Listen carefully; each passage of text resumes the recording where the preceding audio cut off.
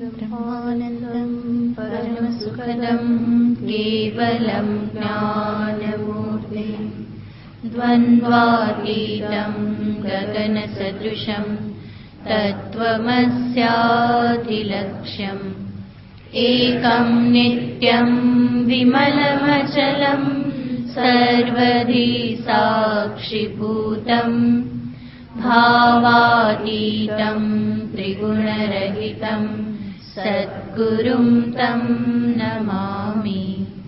ॐ पार्थाय प्रतिबोधितां भगवता नारायणेन स्वयं व्यासेन ग्रथितां पुराणमुनिना मध्ये महाभारतम्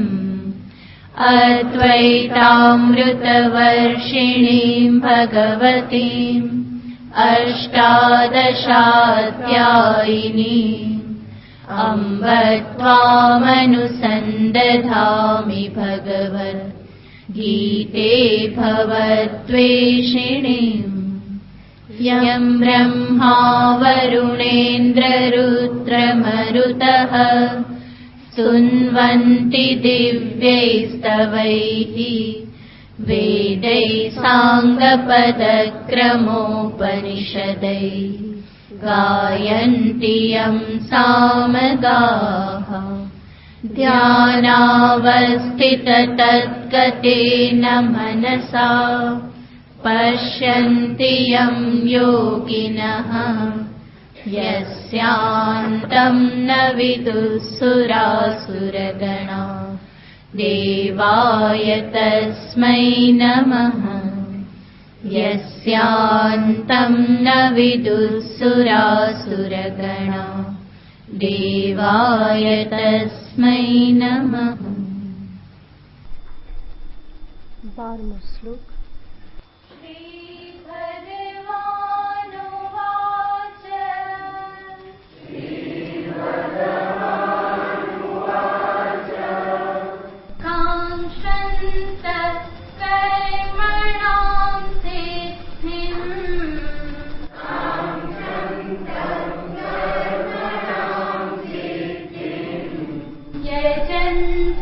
इह देवताः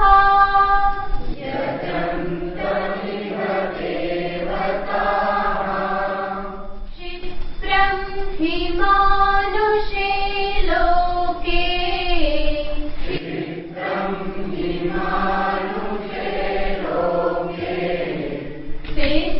सिद्धिर्भवति कर्मजा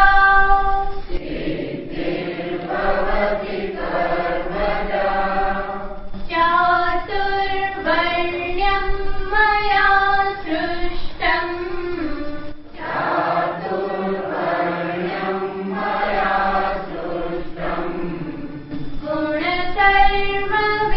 गुणकर्मविभागशः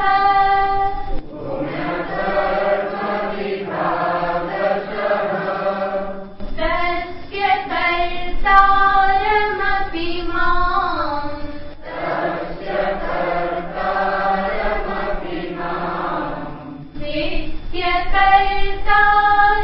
कर्तारमव्ययम्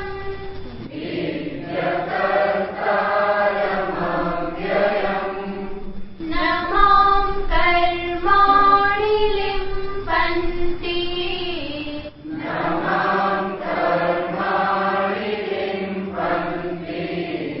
न मे कर्मफले स्पृहा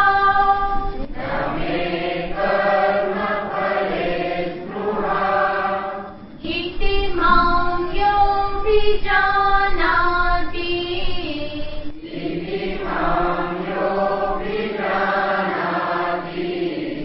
कर्मभिर्न सपद्यते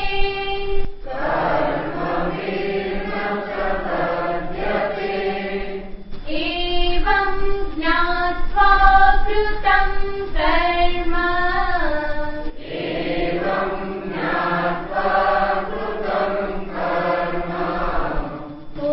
पूर्वैरपि मुमुक्षुभिः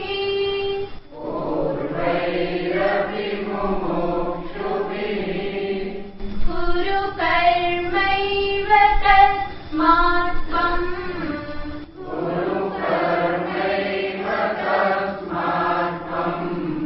पूर्वैः पूर्वतरं कृतम्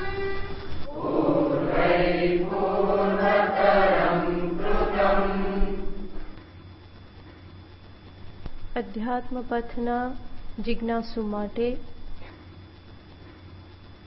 કહેવામાં આવે છે કે સાધ્ય અને સાધનનો વિવેક યોગ્ય અર્થમાં થવો જોઈએ. સાધ્યનો અર્થ છે જેને હું પામવા માંગુ છું. સાધનનો અર્થ છે જેના વડે મારે પામવાનું છે. તો સાધ્ય અને સાધનનો વિવેક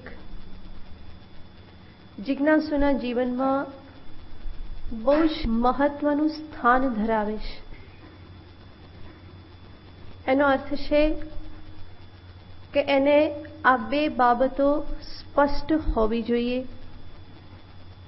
બે પ્રશ્નોના ઉત્તર એને સર્વપ્રથમ પ્રાપ્ત કરવા જરૂરી છે. અને એ બે પ્રશ્નમાં સર્વપ્રથમ છે મારે શું જોઈએ છે. મારે શું જોઈએ છે. અંતરતમ ઈચ્છા શું છે. હકીકતમાં હું શું પ્રાપ્ત કરવા માંગુ છું.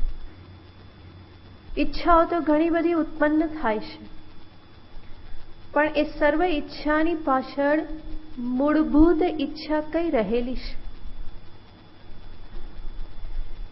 એવી કઈ ઈચ્છાની પૂર્તિને અર્થે હું સર્વ પ્રકારના પ્રયત્નો કરી રહેલો છું. શું પામવાને અર્થે સર્વ પ્રકારના કર્મ વ્યવહાર થઈ રહેલા છે. મનુષ્ય વિચારે તો એને ઘણા બધા વિષયો એવા લાગે કે આ મારે જોઈએ છે, આને હું પ્રાપ્ત કરવા માંગુ છું. પણ જિજ્ઞાસુ જે છે એ એનાથી પણ આગળ પ્રશ્ન પૂછે છે કે આને પ્રાપ્ત કરીને પણ હું સેવ મેળવવા માંગુ છું. ધન, ગૃહ, સત્તા આ બધું મેળવવા માંગુ છું, પણ એ મેળવીને પણ અંતે ફરી મારે શું જોઈએ છે.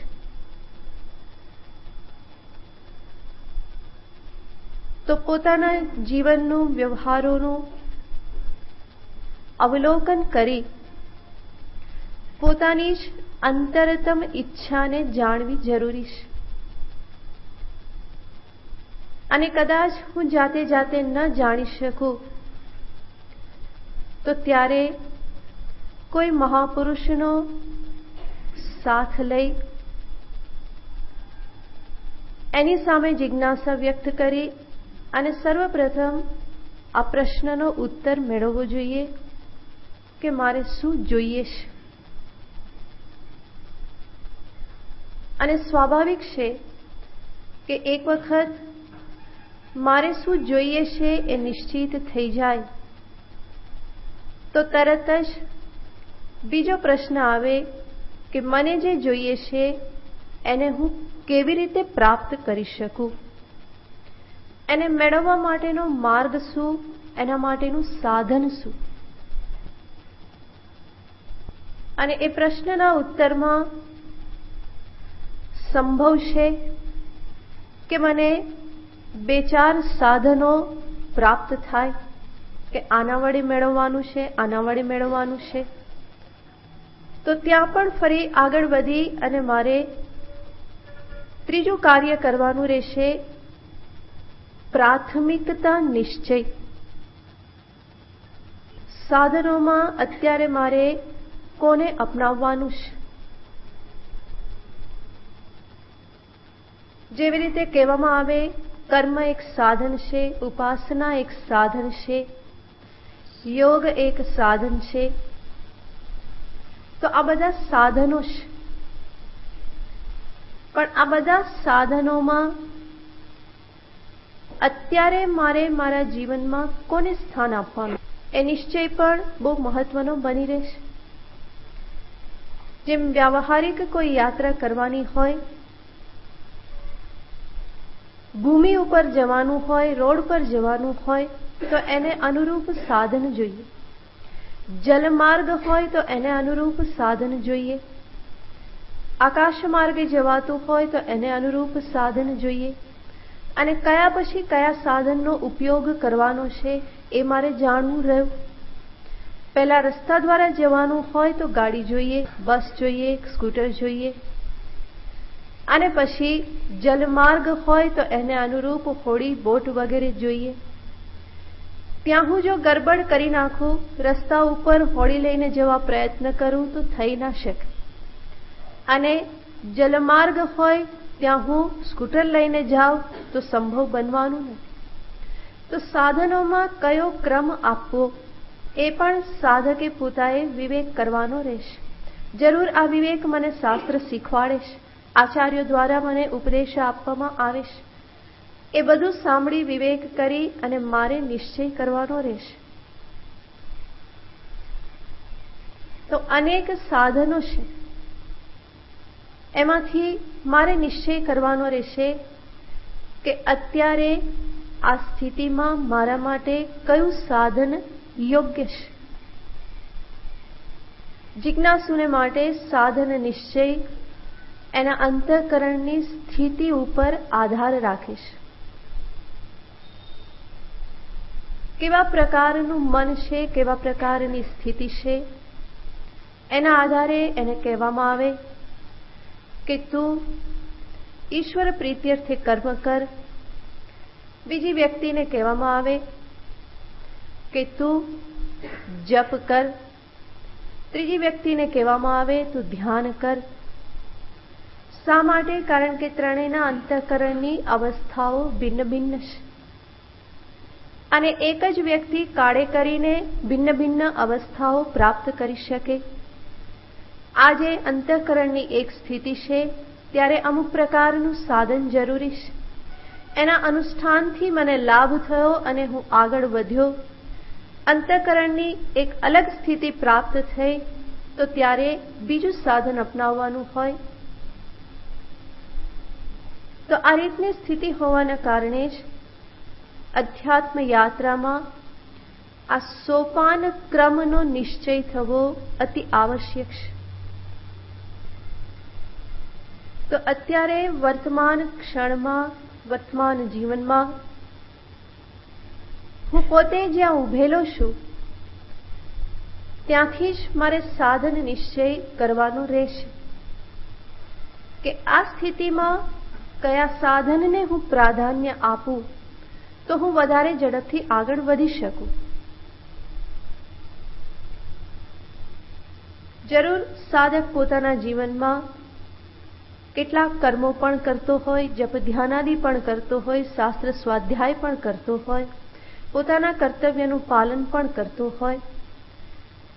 એ બધું હોય ખરું, છતાં પણ નિશ્ચય કરવો પડે છે કે પ્રાધાન્ય શેને આપવું, પ્રાથમિકતા શેને આપવાની છે.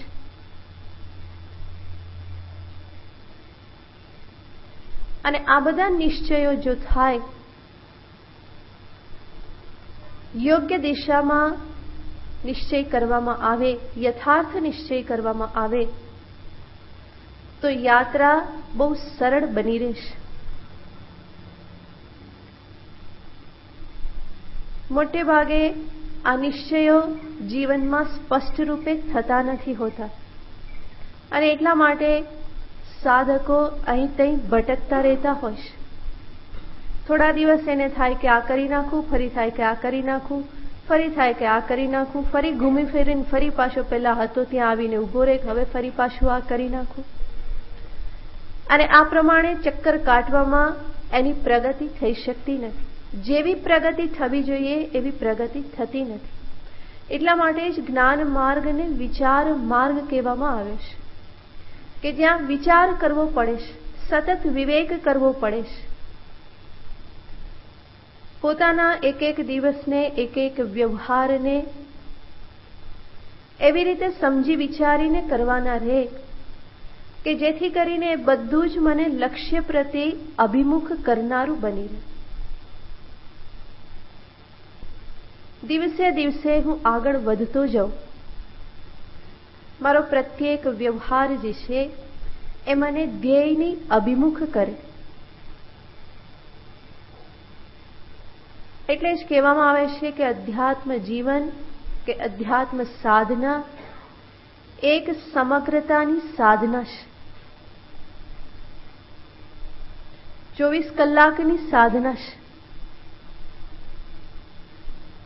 કે જ્યાં મારા કર્તવ્ય કર્મો પણ સાધનાનું એક અંગ બને છે. મારું ખાવું પીવું પણ સાધનાનું એક અંગ છે. રાત્રે ઊંઘી જવું એ પણ સાધનાનું એક અંગ છે.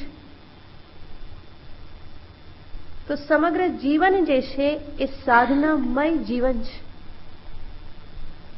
એટલે જ આની પહેલાના સત્સંગમાં આપણે વિચાર કરેલો હતો કે અધ્યાત્મ જીવન, વ્યાવહારિક જીવન આ બે ફાંટા નથી, પરંતુ હું જે કંઈ પણ જાણું સમજું એને મારે વ્યવહારમાં સાથે સાથે ઉપયોગમાં લેવાનું છે. જેટલું સત્ય મને સમજાયું, જેટલું જ્ઞાન મને સમજાયું, જેટલી સમજણ મારી બુદ્ધિમાં ઉત્પન્ન થઈ એ સમજણને જીવવા માટે હું પ્રયત્ન કરું. સમજણ અને જીવન આ બંને ધીમે ધીમે એક થતા જાય. એનો અર્થ મારું જ્ઞાન જે છે એ મારું જ્ઞાન જ મારી પ્રવૃત્તિ નિવૃત્તિનું નિશ્ચાયક બનતું જાય. હું જે કંઈ પણ કરું મને ખબર હોય કે આ હું શેના માટે કરું છું, આ મારે ક્યાં સુધી કરવાની આવશ્યકતા છે, આના પછી મારે બીજું સોપાન કયું ચડવાનું છે. તો આ રીતે વિચારપૂર્વક જીવન જીવવાનું છે. અને વિચારને જ્યારે પ્રાધાન્ય આપવામાં આવે તો ધીમે ધીમે જીવનના વ્યર્થ વ્યવહારો, વ્યર્થ સમયની જે બરબાદી જે થતી રહેતી હોય એ બધામાંથી સાધક બચી શકે. કારણ કે પ્રતિક્ષણ જાગૃત છે, વિચારે છે કે આનો મારા લક્ષ્યની સાથે શું સંબંધ છે, મારા ધ્યેયની સાથે શું સંબંધ છે, આ મને ઈશ્વરની વધારે નજીક પહોંચાડશે કે ઈશ્વરથી એ વિમુખ કરનારું છે. તો આવા વિવેકને કારણે એના જીવનમાં જે ખોટા વ્યવહારો, વ્યર્થ ભાષણ, વ્યર્થ વ્યવહાર આદિ થતા હોય એમાંથી એ ધીમે ધીમે નિવૃત્ત થાય છે. તો આ બધા વિચારો, આ બધા વિવેક નિશ્ચયો જે છે એ જીવનમાં બહુ જ મહત્વનું સ્થાન ધરાવે છે. એને સામે રાખીને જ ભગવાન અર્જુનને ઉપદેશ આપી રહેલા છે. અર્જુનની સામે ભગવાન જ્ઞાનનું પ્રતિપાદન કરે, આત્માના અકર્તા સ્વરૂપનું પ્રતિપાદન કરે. ભગવાને છેલ્લે કહ્યું, તસ્ય કર્તારમ અપિમામ વિદ્ધિ અકર્તારમ અવ્યયમ. ચાતુર્વર્ણ્યનો હું કરતા હોવા છતાં પણ તું મને અકર્તા જાણ. એટલું જ નહીં, આગળ ભગવાને સ્વરૂપ પણ દર્શાવ્યું. નમામ કર્માણી લિંપંતી નમે કર્મ ફલે સ્પૃહા. નમામ કર્માણી લિંપંતી કહી અને ભગવાને કર્તૃત્વ અભાવ દર્શાવ્યો. નમે કર્મ ફલે સ્પૃહા કહી અને ભગવાન સ્વરૂપમાંથી ભોક્તૃત્વ અભાવનું પણ નિરૂપણ કરે છે. તો એના દ્વારા ભગવાને કહ્યું કે આત્માનું સ્વરૂપ અકર્તા અભોક્તા સ્વરૂપ છે. તો આત્મ સ્વરૂપનું ભગવાને પ્રતિપાદન કર્યું. પણ તરત જ અર્જુનને કહેશે કે અર્જુન, એવમ જ્ઞાત્વા કૃતમ કર્મ પૂર્વૈરપી મુમુક્ષુભિઃ, અને માટે કુરુ કર્મૈવ ત્વમ તસ્માત ત્વમ કુરુ કર્મ, અને માટે તું કર્મ કર. તો ભગવાન પ્રતિપાદન તો અકર્તા અભોક્તા સ્વરૂપનું કરે છે, અને બીજી બાજુ અર્જુનને કહેશે કે ત્વમ કુરુ કર્મ, તું કર્મ કર. તો આ બંનેની વચ્ચેની સંગતિ શું છે? આ મેળ કેવી રીતે ખાય કે ભગવાન અકર્તા અભોક્તા સ્વરૂપનું પ્રતિપાદન કરે છે અને અર્જુનને કહેશે કે તું કર્મ કર. ત્યાં કર્તૃત્વ ધારણ કરી કર્મ કરવાનો ઉપદેશ આપે છે. તો એ બંને વચ્ચેની સંગતિ એ જ છે કે અકર્તા અભોક્તા એવા આત્મ સ્વરૂપને સમજવા માટે એક વિશેષ પ્રકારના અંતઃકરણની, શુદ્ધ અંતઃકરણની આવશ્યકતા છે. નિશ્ચલ એકાગ્ર અંતઃકરણની આવશ્યકતા છે. તો આગળ આપણે જોયું એમ અંતઃકરણની સ્થિતિ ઉપર, મનોસ્થિતિ ઉપર સાધનનો આધાર છે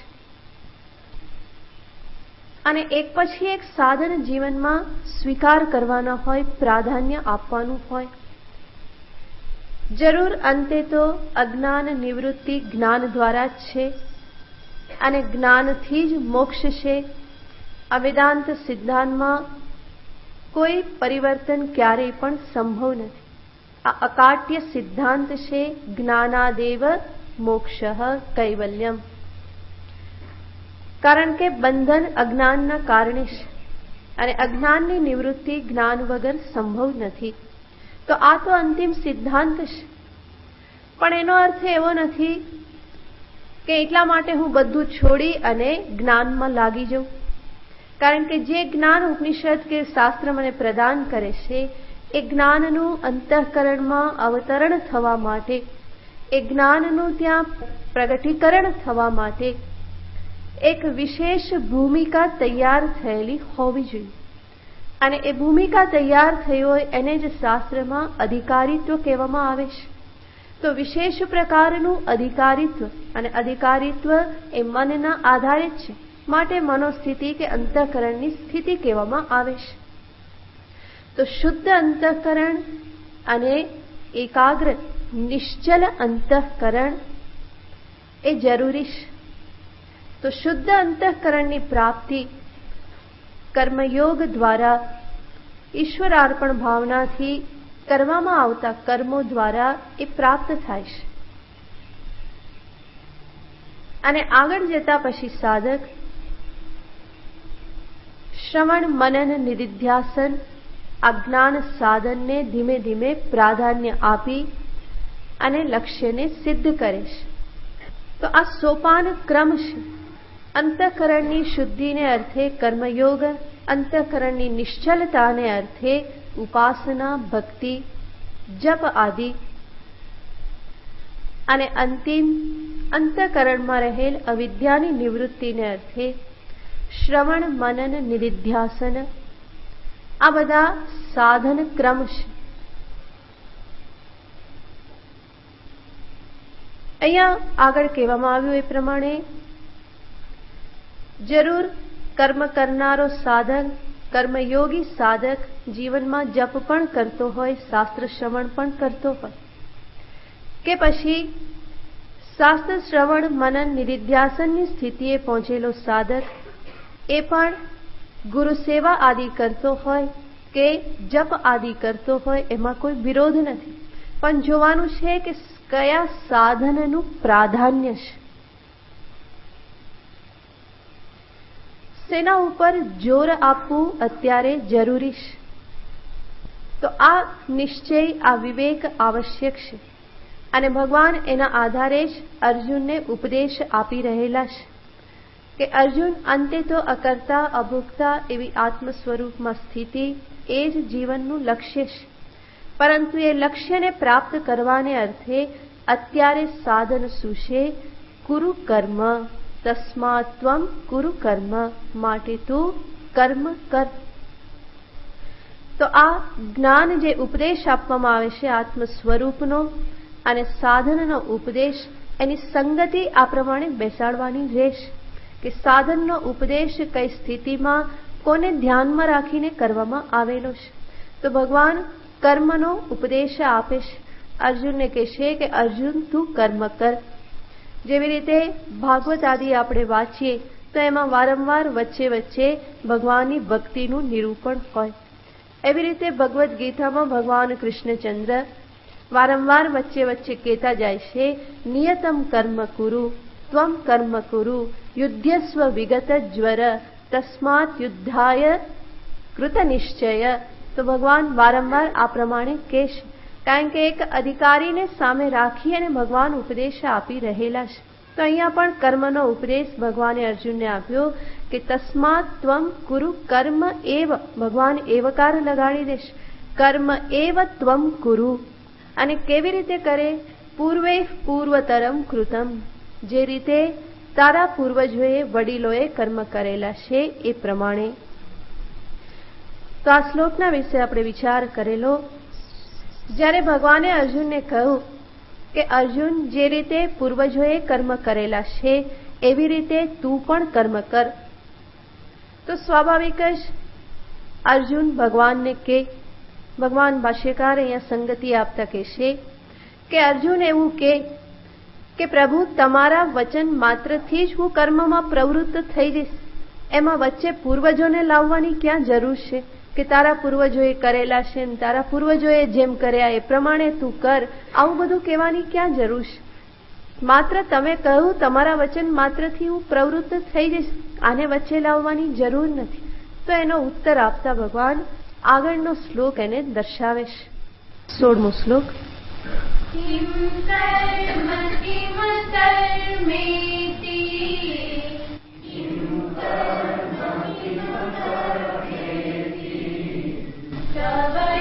કવયોપ્યત્ર મોહિતાઃ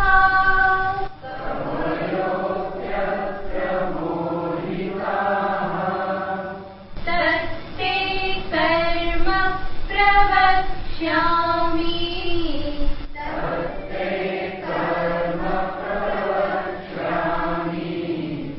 યજ્ઞાત્વા મોક્ષ્યસે શુભાत्.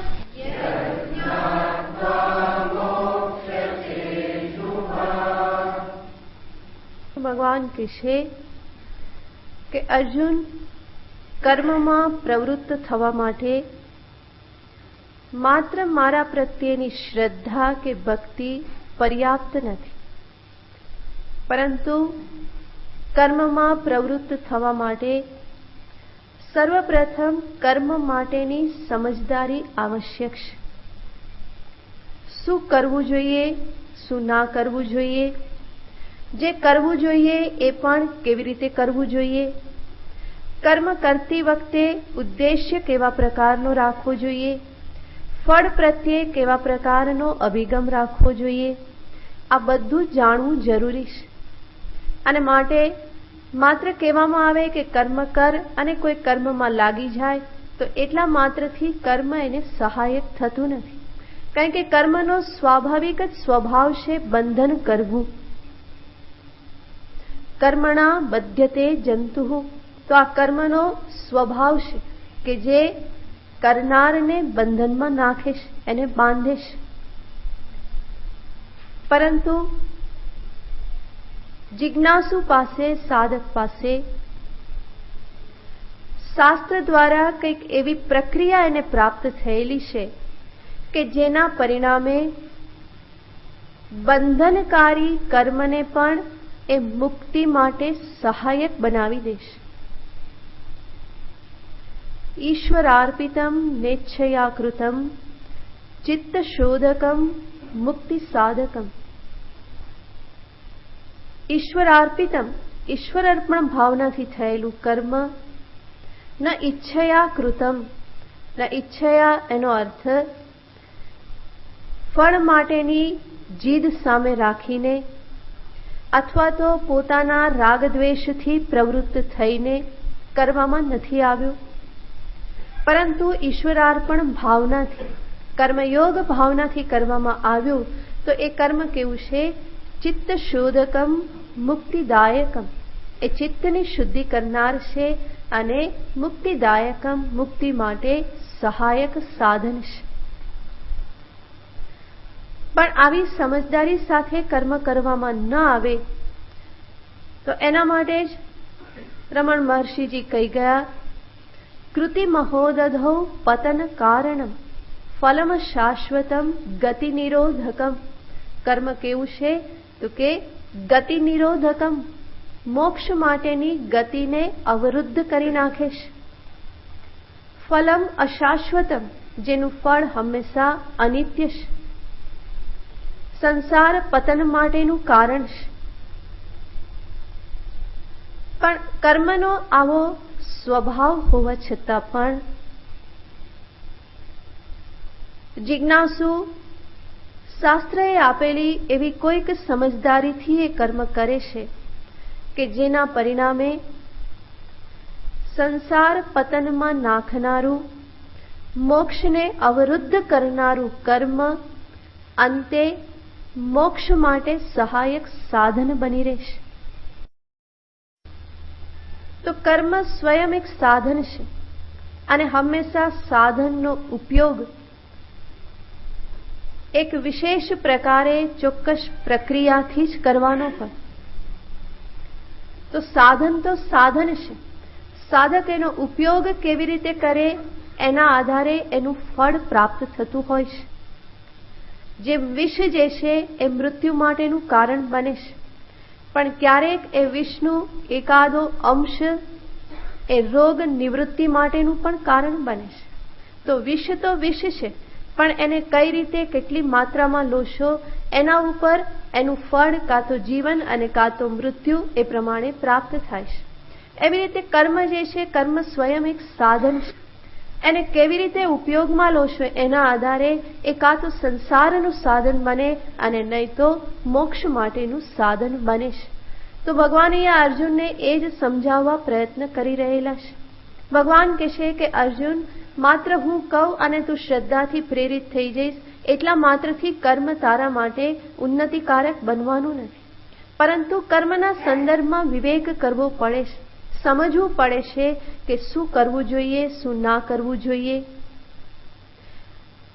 કોનાથી પ્રેરિત થઈને કરવું જોઈએ. કારણ કે કર્મને માટે શાસ્ત્ર પ્રમાણ છે. તસ્માત શાસ્ત્રમ પ્રમાણમ તે કાર્ય વ્યવસ્થિતો. શું કરવું જોઈએ, શું ના કરવું જોઈએ એના માટે શાસ્ત્ર પ્રમાણ છે. હું મારા રાગ દ્વેષને વશ થઈ અને જો પ્રવૃત્ત થઉં તો એ કર્મ ફરી પાછું મારા માટે બંધનકારી જ બનવાનું છે. એટલું જ નહીં, શું કરવું જોઈએ ખબર પડ્યા પછી કેવી રીતે કરવું જોઈએ એ પણ સમજવું જરૂરી છે. અને આ કરવાથી એ કઈ રીતે મને લક્ષ્ય પ્રાપ્તિમાં ઉપયોગી થશે, કઈ રીતનો એનો સંબંધ છે આ પણ સમજવું જરૂરી છે. તો કર્મના પ્રત્યેની યોગ્ય સમજદારી કર્મને મુક્તિ માટેનું સાધન બનાવનાર છે, સહાયક સાધન બનાવનાર છે. તો એના આધારે ભગવાન કહેશે કે અર્જુન, તત્તે કર્મ પ્રવક્ષ્યામિ. હું તને કર્મનું સ્વરૂપ કહીશ. કર્મ પ્રવક્ષ્યામિ એનો અર્થ છે કર્મનું સ્વરૂપ, ધ નેચર ઓફ કર્મ, એ હું તને કહીશ. શા માટે? કારણ કે આ બધું જાણવું જરૂરી છે. શું જાણવું જરૂરી છે? ભગવાન કહે છે કિમ કર્મ કિમ અકર્મ. કર્મ શું છે અને અકર્મ શું છે. જાણવું એટલા માટે જરૂરી છે કે એનો યથાર્થ નિશ્ચય ન થાય તો એ જીવનમાં નુકસાન કરનાર છે. અને યથાર્થ નિશ્ચય પણ મારી બુદ્ધિને આધારે થઈ શકતો નથી. માટે ભગવાન અહીંયા કહે છે કે કવયઃ અપી. કવયઃનો અર્થ છે બુદ્ધિશાળીઓ, બુદ્ધિમાન મનુષ્યો પણ અત્ર મોહિતાઃ, કર્મ અકર્મના સંદર્ભમાં મોહિતાઃ. મોહિતાનો અર્થ છે મૂઢ થયેલા છે, યથાર્થ નિશ્ચય કરી શકતા નથી. કર્મ શું કહેવાય, અકર્મ શું કહેવાય, આ નિશ્ચય કરવામાં બલબલા પણ મોહિત થઈ જાય છે. મોહિત થઈ જાય છે એનો અર્થ એક અંતિમ નિશ્ચય પર પહોંચી શકતા નથી. જ્યાં પહોંચવું જોઈએ ત્યાં પહોંચી શકતા નથી, વચ્ચે ક્યાંક અટકી જાય છે.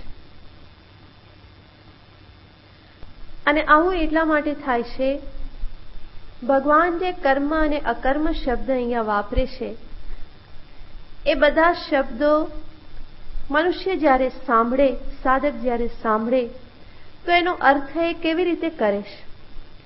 પોતાની જ બુદ્ધિમાં એ શબ્દના સંદર્ભના જે સંસ્કાર પડેલા છે એના આધારે શબ્દના અર્થનો નિશ્ચય કરે છે. તો એ સામાન્ય રીતે એવું જ વિચારે કે કર્મ એટલે કંઈક ચેષ્ટા કરવી અને અકર્મ એટલે એવી કોઈ પણ ચેષ્ટાનો અભાવ. તો આપણે આ રીતે જ એને સમજી શકીએ છીએ, કર્મ અને અકર્મ.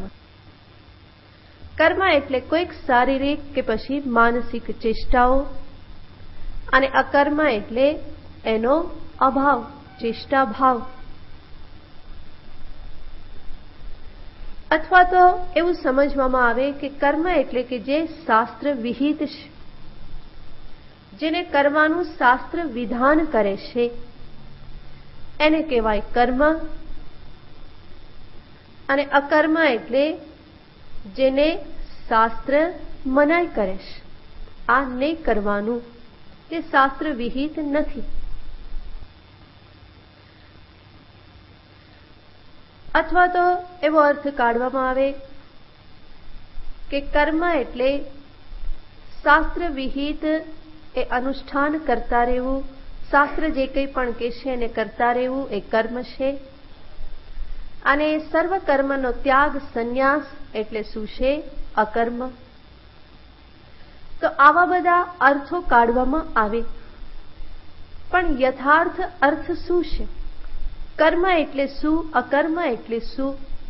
ભગવાન કૃષ્ણચંદ્ર અકર્મ શબ્દ એક જુદા જ અર્થમાં વાપરે છે કે જેની આપણે ક્યારેય કલ્પના પણ ના કરી હોય, એવા અર્થમાં ભગવાન એ શબ્દને વાપરે છે. અને માટે જ ભગવાન કહેશે કે અર્જુન, કર્મ એટલે શું? અકર્મ એટલે શું? આ સંદર્ભમાં મોટા મોટા લોકો પણ ગોથા ખાય છે. અને માટે હું તને એ કર્મના સંદર્ભમાં કહીશ. પ્રવક્ષ્યામી. પ્રવક્ષ્યામી એટલે કે ભગવાન આગળ કહેવાના છે, હું આગળ જતા તને કહીશ.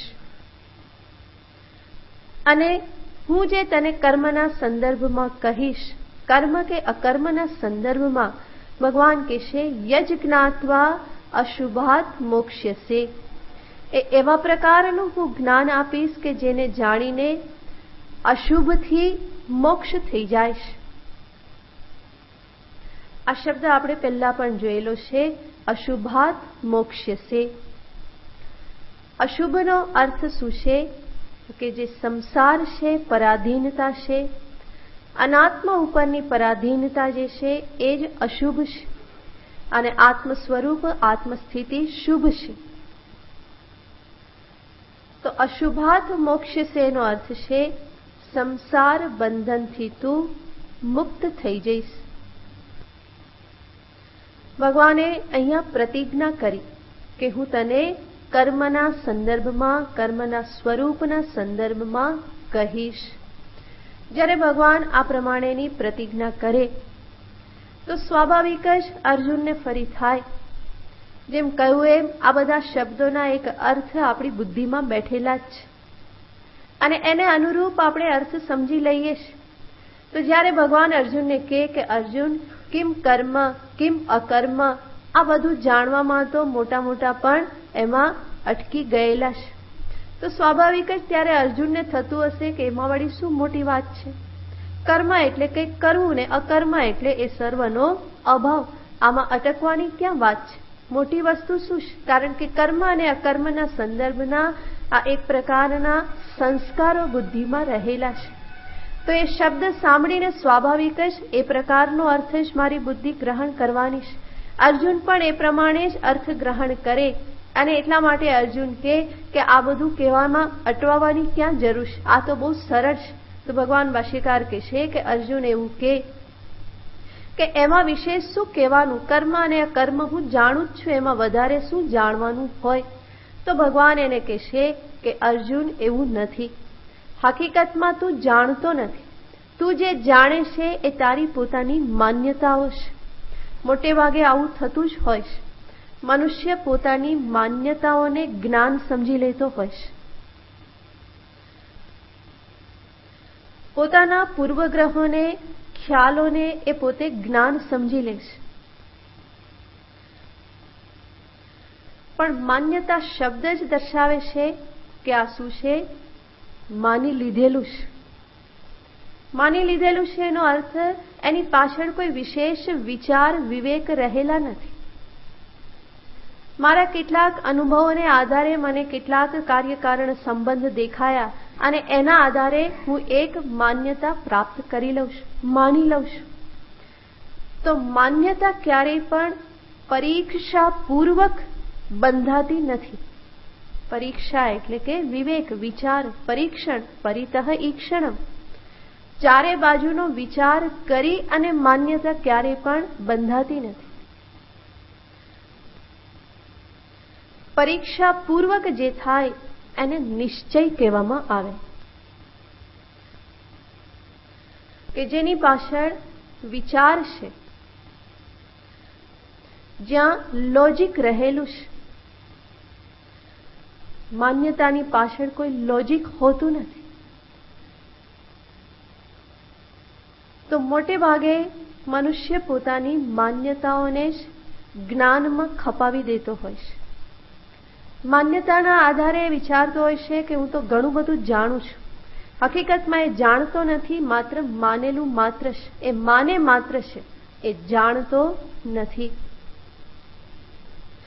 તો અહીંયા પણ કર્મ અને અકર્મના સંદર્ભમાં ભગવાન જે પણ કહેવાના છે એમાં કર્મ અકર્મ શબ્દ સાંભળીને આપણી જે માન્યતા છે એ પ્રમાણે આપણે અર્થ કરીએ.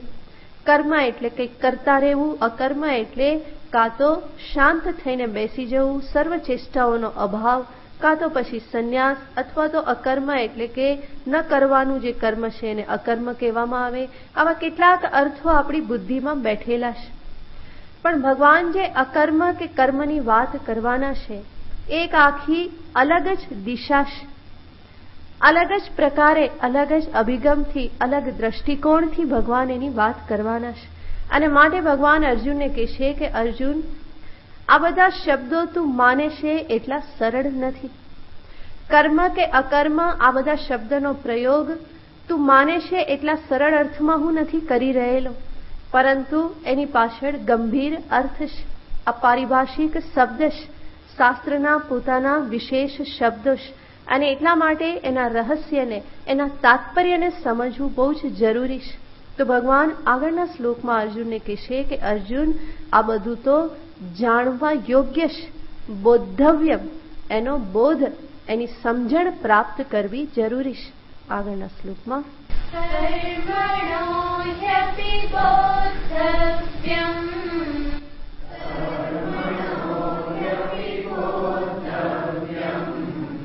બોધવ્યમ ચ વિકર્મણઃ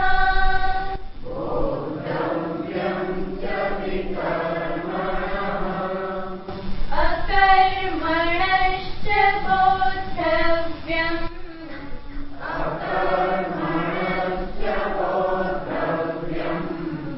ગહના કર્મણો ગતિઃ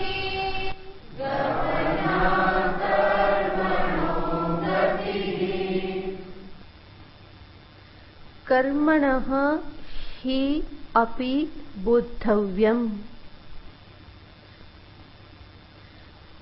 કર્મણઃ સ્વરૂપમ સ્વભાવમ બોધવ્યમ. ભગવાન ષષ્ઠી વિભક્તિ વાપરે છે. કર્મણઃ, કર્મણઃ બોધવ્યમ. કર્મનું જાણવું જોઈએ. કર્મનું જાણવું જોઈએ એટલે ત્યાં શું સમજવાનું? કર્મણઃ સ્વભાવમ બોધવ્યમ અથવા તો સ્વરૂપમ બોધવ્યમ. કારણ કે કર્મનો પણ સ્વભાવ બોધવ્ય, જાણવા યોગ્ય છે. બોધવ્યમ ચ વિકર્મણઃ. વિકર્મનો સ્વભાવ કે સ્વરૂપ પણ બોધવ્ય, જાણવા યોગ્ય છે. ભગવાને આ એક વધારાનો શબ્દ વાપરી દીધો, વિકર્મ. કર્મ, વિકર્મ, અને ત્રીજું ભગવાન કહેશે અકર્મણશ્ચ બોધવ્યમ. અકર્મણ, અકર્મણઃ સ્વભાવમ બોધવ્યમ. અકર્મ જે છે એને પણ જાણવાનું છે. તો 3 શબ્દ ભગવાન વાપરે છે: કર્મનું સ્વરૂપ, વિકર્મનું સ્વરૂપ અને અકર્મ સ્વરૂપ જે છે. આ ત્રણેય બોદ્ધવ્યમ. ભગવાન ત્રણેયની સાથે બોદ્ધવ્ય બોદ્ધવ્ય બોદ્ધવ્ય શબ્દ વાપરે છે. આમ તો એક વખત વાપરી દીધું હોત તો ચાલત, બીજાની સાથે એનો અન્વય થઈ જાય, પરંતુ ભગવાન જરાય ચાન્સ લેવા માગતા નથી. એ સ્પષ્ટ રૂપે કહેવા માંગે છે કે આ જાણવું જ જોઈએ, જાણવા યોગ્ય છે. કોઈ પણ સાધક આની ઉપેક્ષા કરી શકે એમ નથી. પ્રત્યેક સાધકે આના યથાર્થ સ્વરૂપને સમજવું રહ્યું, કારણ કે એને સમજવાથી જ એની સાધનામાં, માર્ગમાં આગળ વધી શકવાનો છે. કર્મ શું છે, વિકર્મ શું છે, અકર્મ શું છે, તો આ ત્રણેય સમજવા જરૂરી છે. અને સમજવા પણ ક્યાંથી પડે છે? આચાર્ય પાસેથી, શાસ્ત્ર પાસેથી, ગુરુજનો પાસેથી સમજવું પડે છે. જાતે જાતે સમજવામાં તો ગોથા જ ખાવાના. અને કર્મને તો સમજવા કઠિન જ છે. માટે ભગવાન ચતુર્થ પાદમાં કહેશે ગહના કર્મણો ગતિ. કર્મની ગતિ કેવી છે? અત્યંત ગહન છે. દુર્જ્ઞેયા વિષમા. ભગવાન ભાષ્યકાર કહેશે કે ગહન છે એનો અર્થ છે એને જાણવી અતિ કઠિન છે, વિષમ છે. તો કર્મની ગતિ અતિ કઠિન છે, એને સમજવું કઠિન છે. કારણ કે કર્મ અને કર્મફળનો જે સંબંધ બંધાય જે છે એ અત્યંત સૂક્ષ્મ છે. મનુષ્યની બુદ્ધિ દરેક કર્મ અને કર્મફળના સંબંધને ગ્રહણ કરી શકતી નથી. જરૂર કેટલાક કર્મફળના સંબંધને એ ગ્રહણ કરે છે. જેમ કે હું અન્ન ગ્રહણ કરું છું અને મારી ક્ષુધા નિવૃત્તિ થાય છે, તો ખાવારૂપી કર્મ અને ભૂખની નિવૃત્તિ રૂપી ફળ, આ કર્મ અને કર્મફળનો સંબંધ હું સ્પષ્ટ રૂપે અનુભવી શકું છું. તો કેટલાક કર્મફળના સંબંધને હું સમજી શકું છું, પરંતુ મોટા ભાગના કર્મ અને કર્મફળના સંબંધ મારા માટે અજ્ઞાત જ રહેશે. માટે જ મનુષ્ય હંમેશા ફરિયાદ કરતો રહેશે, આ કયા કર્મનું ફળ મને મળ્યું. હંમેશા એ પ્રશ્ન કરતો રહેશે. જીવનમાં દુઃખ આવે ત્યારે કે મેં તો કોઈનું ખોટું કર્યું નથી, કોઈને દુઃખ આપ્યું નથી, અને છતાં પણ આટલું બધું મારા જીવનમાં કેમ? કારણ કે આપણે એ કર્મફળના સંબંધને જોઈ શકતા નથી. અને કર્મફળ એ સંબંધ માત્ર આ જીવનના કર્મફળનો જ નથી હોતો. અનેક જન્મોના કર્મો સાથે સાથે જોડાયેલા છે. ક્યારે કયા જન્મના કર્મનું ફળ ક્યારે કેવી રીતે પ્રાપ્ત થાય એ કોઈ કહી શકતું નથી. એટલું જ નહીં, વ્યષ્ટિ સમષ્ટિ પ્રારબ્ધ પણ પરસ્પર ગૂંથાયેલા છે. એટલા માટે જ કહેવામાં આવે સ્વકર્મ સૂત્ર ગ્રથિતો હિ લોક. આ આખો લોક જે છે એ કેવો છે? કર્મરૂપી સૂત્રથી ગૂંથાયેલો છે. જે મોતી બધા સૂત્રથી ગૂંથાયેલા હોય છે એકમેકમાં, એવી રીતે આ દરેક મનુષ્ય, દરેક જીવ જે છે એ કર્મરૂપી સૂત્રથી, એક તાતણાથી બધા ગંથાયેલા છે. બધાનું એકબીજાની સાથે ગ્રથન થયેલું છે. અને એને સમજવું એ મનુષ્ય બુદ્ધિથી પરની વાત છે. વેદશાસ્ત્ર આ કર્મફળના સંબંધને દર્શાવે છે, પણ છતાં એને સંપૂર્ણપણે સમજવું, સંપૂર્ણપણે આત્મસાત કરવું એ અત્યંત કઠિન છે. કર્મ તો એકનું એક જ હોય છે, પરંતુ દેશના આધારે, કાળના આધારે, મનુષ્યની વય આદિ વિશેષ અધિકારીત્વના આધારે, એના અંતરમાં એ કર્મ કરવા પ્રત્યેના ઉદ્દેશ્ય, ભાવનાના આધારે એનું ફળ બદલાતું રહેશે. માટે આપણી બુદ્ધિ નિશ્ચય નથી કરી શકતી કે આ કર્મનું ફળ આ પ્રમાણે જ પ્રાપ્ત થશે. પ્રાપ્ત થાય પણ ખરું અને ના પણ થાય. તો એ જે સંબંધ કે નિયમ જે છે કે અમુક કર્મ અમુક દેશમાં, અમુક કાળમાં, અમુક ભાવના સાથે, અમુક અધિકારીત્વ સાથે કરવામાં આવે તો આ પ્રમાણેનું ફળ પ્રાપ્ત થાય. પણ એ બધાને હિસાબમાં લેવા એ મનુષ્ય બુદ્ધિથી પરની વાત છે. અને માટે કર્મ ફળના સંબંધને ઈશ્વર સિવાય કોઈ સંપૂર્ણપણે જાણતું નથી. અને એના સંદર્ભમાં જે વિચાર કરવા બેસે છે એ જેમ જેમ વિચાર કરતા જાય એમ એમ કેવું લાગે છે, વધારે ને વધારે ગહન લાગે છે. જેમ જંગલમાં ભૂલો પડેલો જેમ જેમ રસ્તો શોધવા જાય એમ વધારે ને વધારે અંદર જ જતો જાય છે.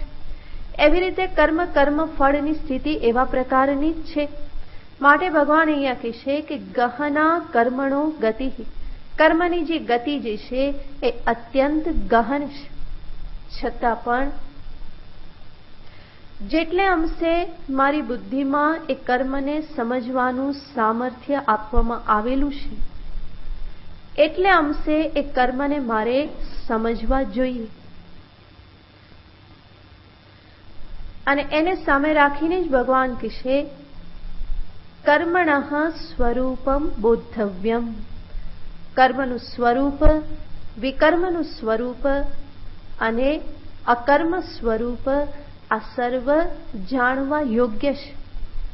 તો 3 વખત બોદ્ધવ્યમ કહી અને ભગવાન દર્શાવે છે કે આ સમજદારી પણ જીવનમાં કેટલું મહત્વનું સ્થાન ધરાવે છે.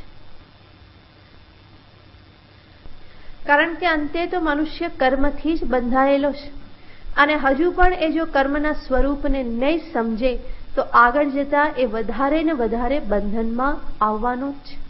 માટે ભગવાન કહે છે કે એના સ્વરૂપને સમજી લે, સ્વરૂપને સમજે અને કર્મ કેવી રીતે કરવાનું એ તું શીખી લે તો જે કર્મ બંધનકારી છે એ જ કર્મ શુદ્ધિનું કારણ બની મુક્તિમાં સહાયક બની રહેશે.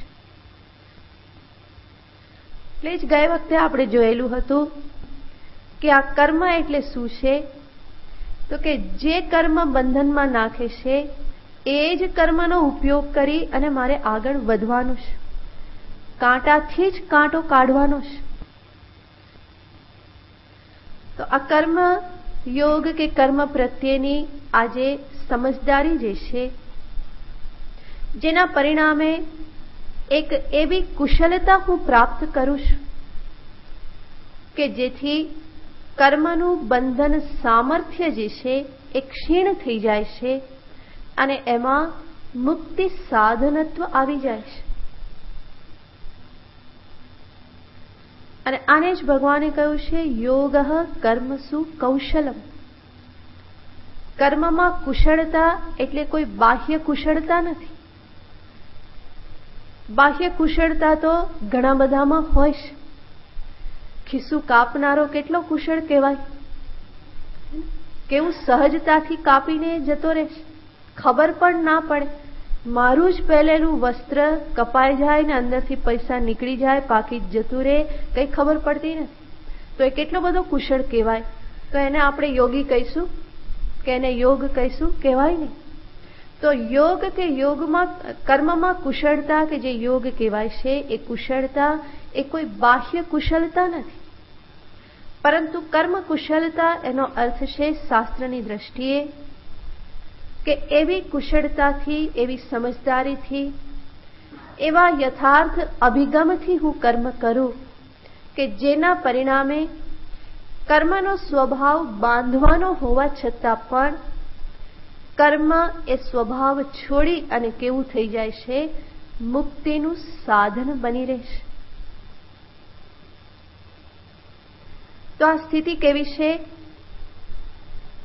તો કે કાળી કોટડીમાં જવું, કોલસાની ખાણમાં જવું અને છતાં પણ એક પણ ડાઘો ન લાગે અને બહાર નીકળી જવું, એ જેવી કુશળતા છે.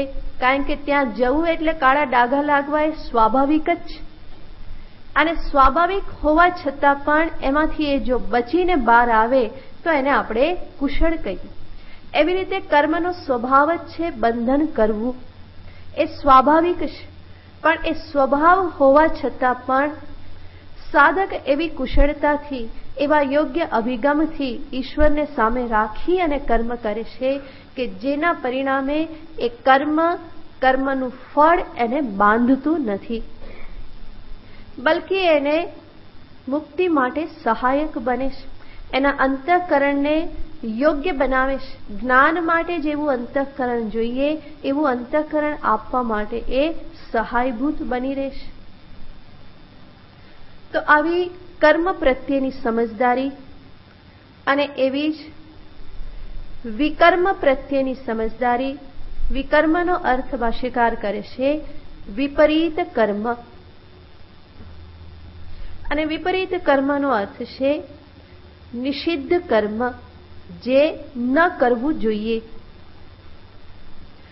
કર્મ એટલે વિહિત કર્મ, કરવા યોગ્ય જે છે એ, અને વિકર્મનો અર્થ છે જે કરવાનું નથી, નિષિદ્ધ વિપ્રતિષિદ્ધ કર્મ.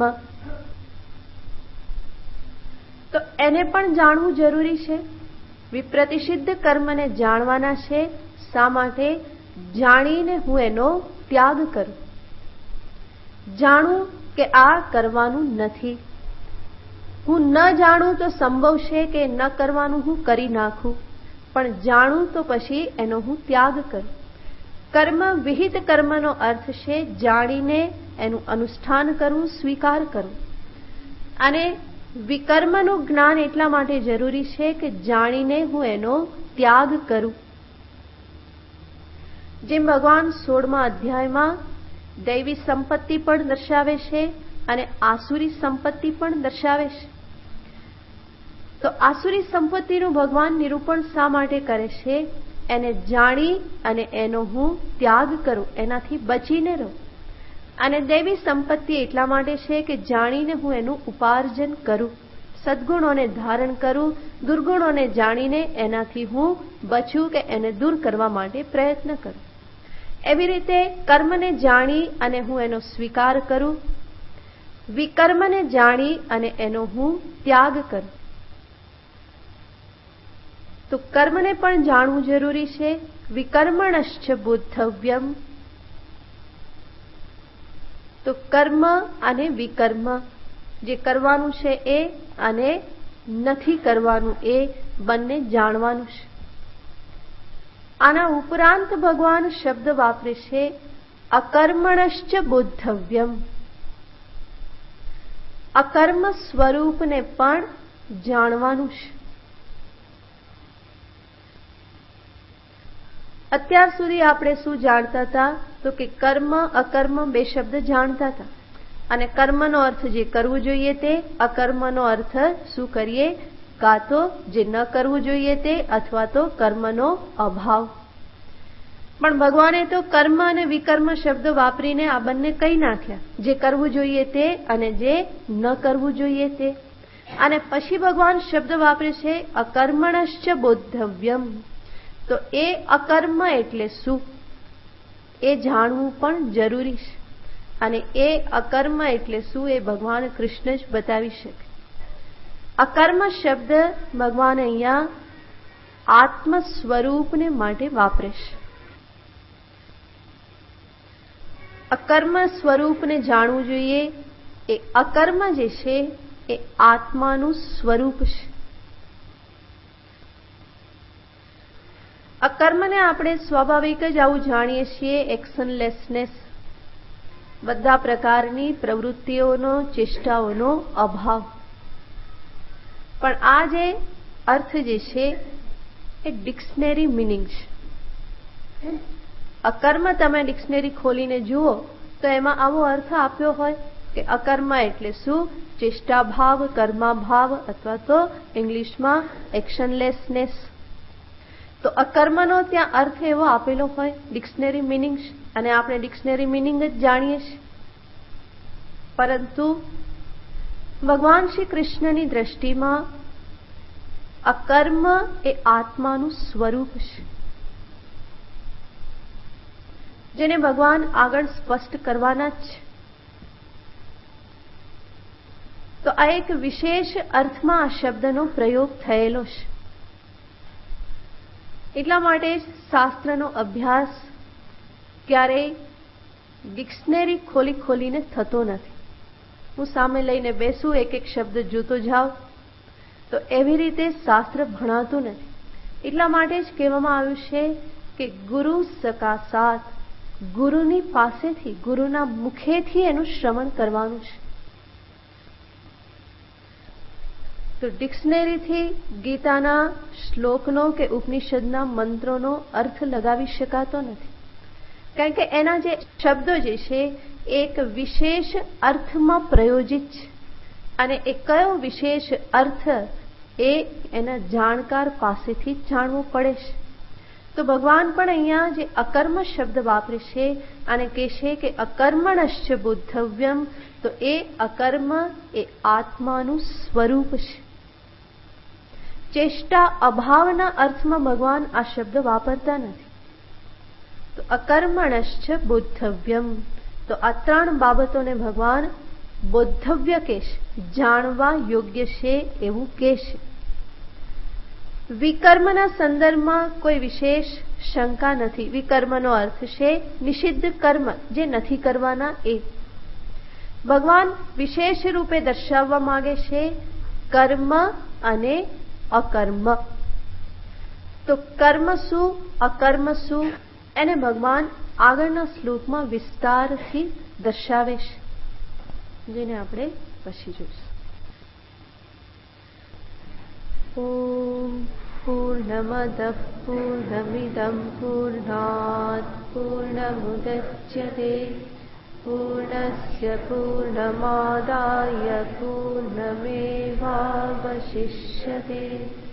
ઓમ શાંતિ શાંતિ શાંતિ.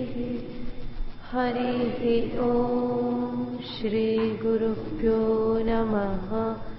હરિ ઓમ.